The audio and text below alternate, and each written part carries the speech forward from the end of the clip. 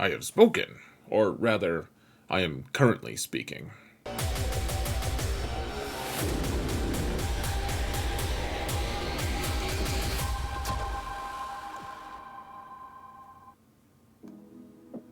Hello everyone, and welcome to another episode of Zareth Prevails. We're talking about extra relic levels that you can add to different characters. I know that the signal data crunch is real right now. I fully sympathize with all of you about that. It's not, I don't know, it's not unfun. We need signal data. It's not fun though. We gotta get all the signal data we can. But there are characters who perform well at most levels, and this is all coming from, you want more. You want them to be Relic. These are all characters who are kind of widely acknowledged to be good, but there are characters that maybe you don't realize just how amazing they can be at higher relic levels, and if you want to maximize that, that's great. It's like, okay, you can get some good use out of them at lower levels, for sure, I acknowledge that, but you can also really benefit from them in understated ways that I think a lot of people just kind of don't grasp fully. So we're going to talk about 5 of these characters. I got 5 bonus ones as well. So before we jump in, just want to remind you guys, if you want to support the channel for free, all you've got to do is hit that thumbs up button or leave a comment in the comments area, whatever you want to do, as long as you help us to mount the algorithm, which is, fun. It's fun to mount the algorithm, guys. Without any further ado, however, let's talk about these 5 plus 5, you guys can math, right? Whoa, it's the Conehead man himself. Ki-Adi-Mundi, how'd we get here, madness? What about the droid attack on Ki-Adi-Mundi? He didn't actually succumb to that.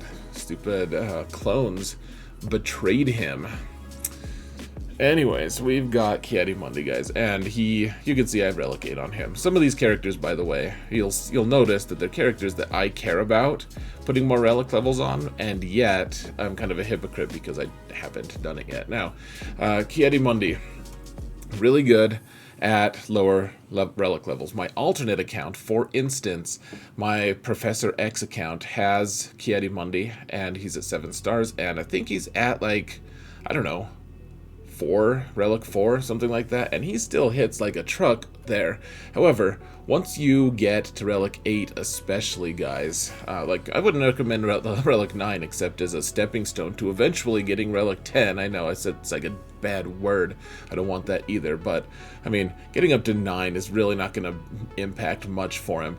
But up till that point though, guys, getting him as many Relic levels as you can, he just starts hitting so ridiculously hard. There are times that you're just like, oh my gosh, like he just one-shot a character that's under a galactic legend. Like that happens like pretty commonly for me. You use him as a galactic legend counter and he just takes the whole team on his own. There's been times that it's just like, geez, I didn't need to bring nearly as many characters because he just wiped the entire team out on his own.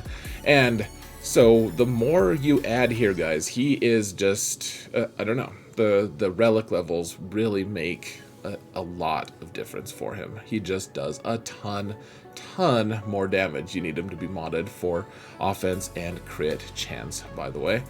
Alright, Darth Treya is one that I've been working on. Here's the thing, guys. She can counter things. The more you put relics into her, the more she's able to counter. Like, the lower levels, I know that it's tempting to just keep her at gear 12. I get that, because she's super resilient anyways. She's got a kit that really works well with, mitigating damage and doing all this stuff. However, once you get her to gear 13, then you might be tempted to just be like, you know what, let's throw Relic 1, Relic 2 on her and call it good, because she then becomes even more tanky and is able to take out more.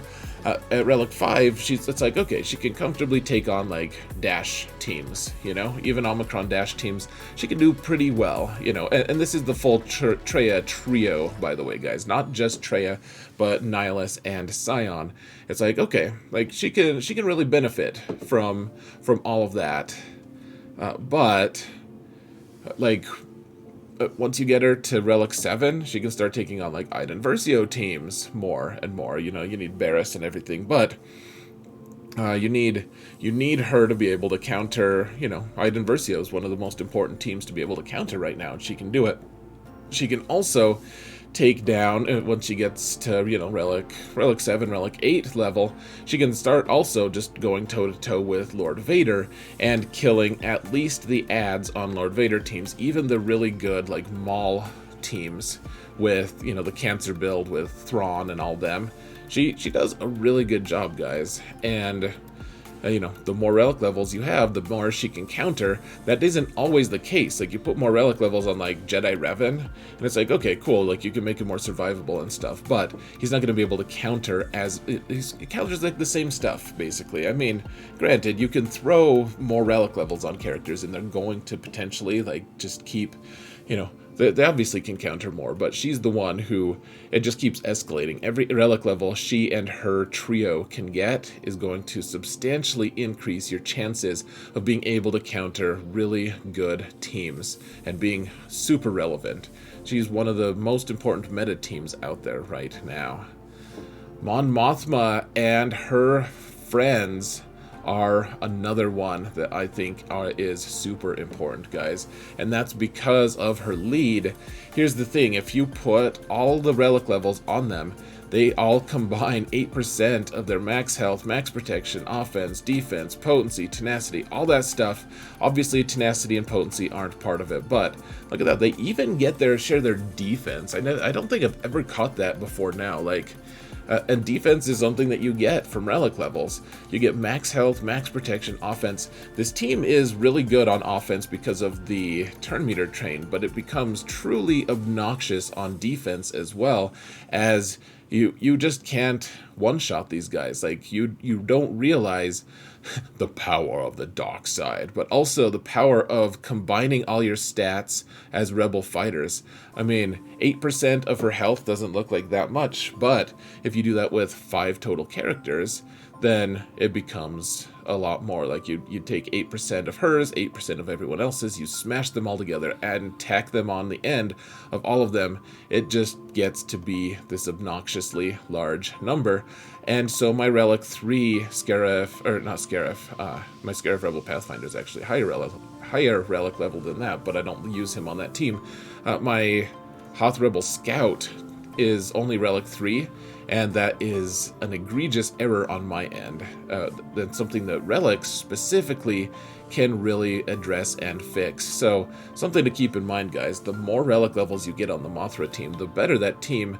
I mean, the team just all benefits from it. The entire group of them. And I know it's expensive to relic up a whole team, but it's something to be thinking about, because I just recently got stuck on a Mon Mothma team because I didn't have the right counter, because they were all full Relic 7 and 8, and you just can't beat that. You can't Zerg it down. If you don't have the right counter, you're just screwed. And if you have high enough relic levels on this team and they're fast enough, then it becomes extremely difficult to counter, even with teams like Traya. Alright, we have Kuiil here, guys, and he's a really interesting choice. I really want to get him 7 or 8 because of all of his stat sharing. He's got his unique here, guys. So at the start of battle, so other droid and scoundrel allies, so he typically goes with like a BAM team, almost always, they all gain 40% of his max health. They also gain 40% of his offense and potency. And they gain 40% of his max protection until the first time he's defeated, so he can be revived, and then they don't get it anymore. And that is really, really important on some levels. So, I mean, first off, it just makes you increase him, and it boosts the whole team. I mean, 40% of his max health, so he's not going to be gaining like a huge, crazy amount. But at the same time, I mean, the biggest thing I think, I think I've told people that you should just be modding him for health, and I mean, I think there's a good argument for giving him a lot of health, but here's the other thing, guys. We're always looking for more offense on Bando, right? I mean, Bando can do some obnoxious things with a high offense, and this is one way. 40% of Kuiil's max offense, if you just mod him for a ton of offense on top of, some extra health and, whatever, that's another way to boost Bando and his offense and his output. So getting him Relic 7, Relic 8 is definitely one of the priorities that I have. You know, hopefully he doesn't set himself on fire anytime soon, though. You also need to have him fast as well, guys. Okay, so Commander Luke, another one of those characters. I've talked about this before. I finally got him to 7 at least. This is on my main account.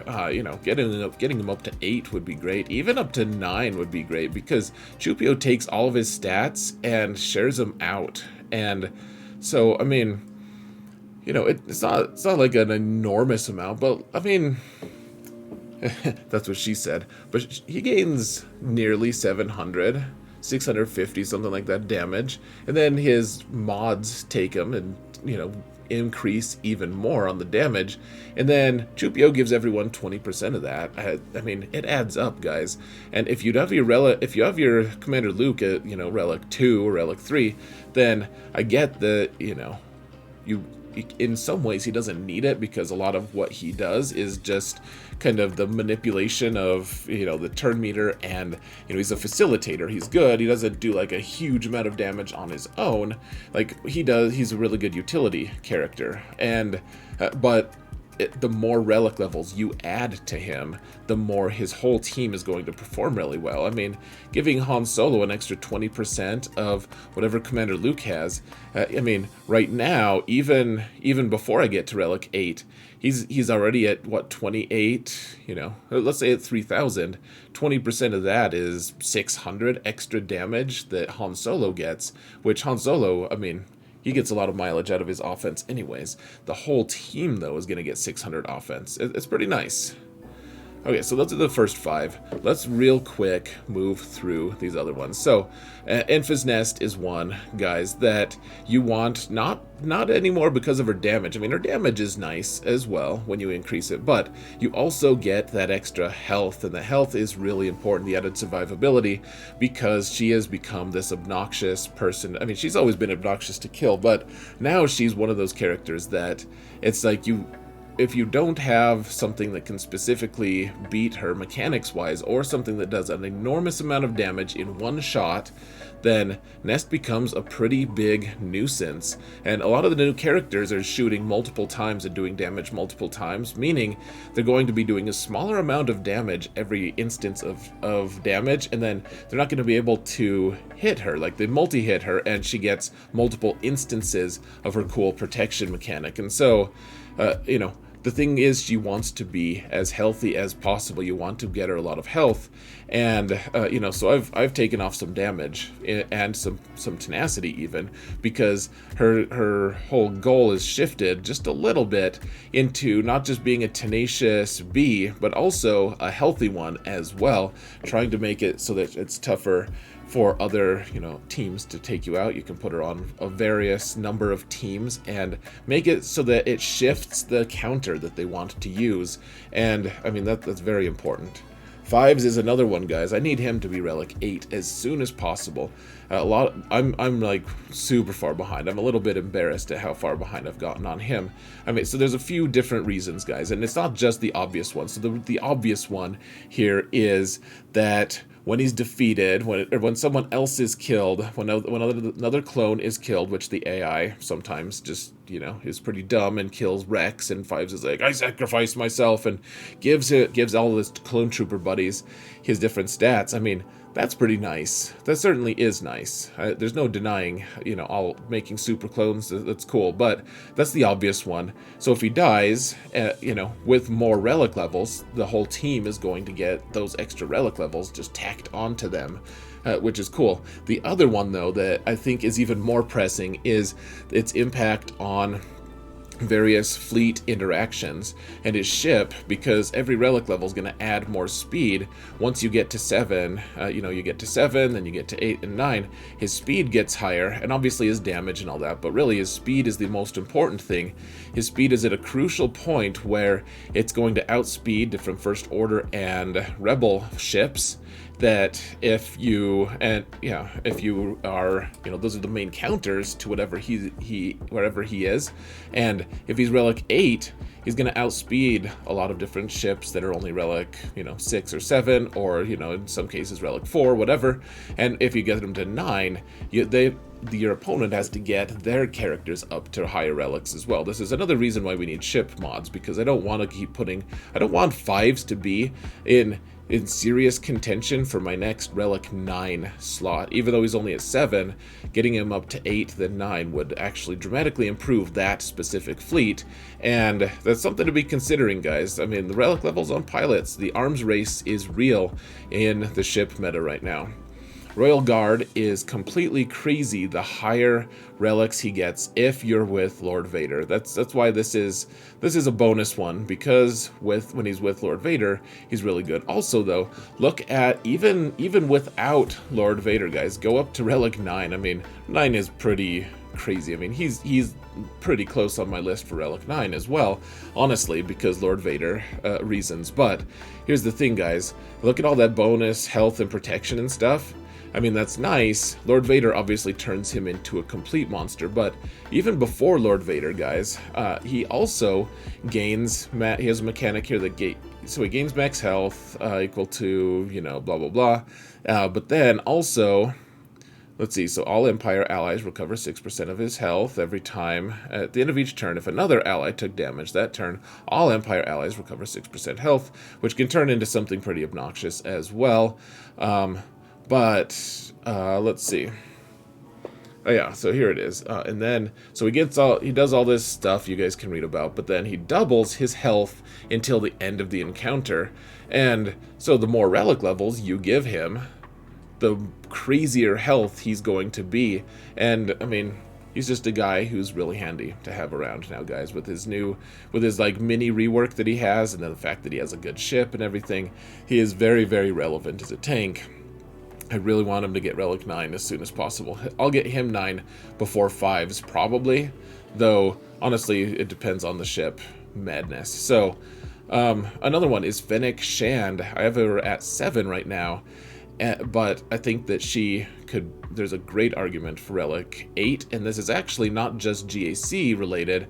She's in Territory Wars. She is just an engine of destruction. There are some things that I have seen her do which are just completely bonkers. I can't talk about them specifically because I've been sworn to secrecy by very serious people, but she does some really crazy things. It's very impressive. Relic 7 is good. I mean, I just watched her in GAC under Zam. I mean, with her lead, actually, but with Zam. And I might have released that video already by the time this comes out. I'm not sure. But, like, her lead takes on at least some Lord Vader comps. I'm not convinced that it's all Lord Vader comps yet, but I mean, maybe that'll change. We'll see. The footage is very, very interesting. So the more damage you can get on her, the thing is, guys, she hits with her basic 5 times. And the more, she gets all these stacking buffs and all this different cool stuff, she turns into a complete monster. She just does. B1 might be our last. Yes, B1. Here's the thing. I've talked about it before. He's relic 7 on mine. Love to get him to 8 because every time someone else on his team shoots, he shoots. Every time they do anything, he shoots. And then he does his AoE and he hits everyone. He is, not to mention the damage that he does and everything, he also heals his friends.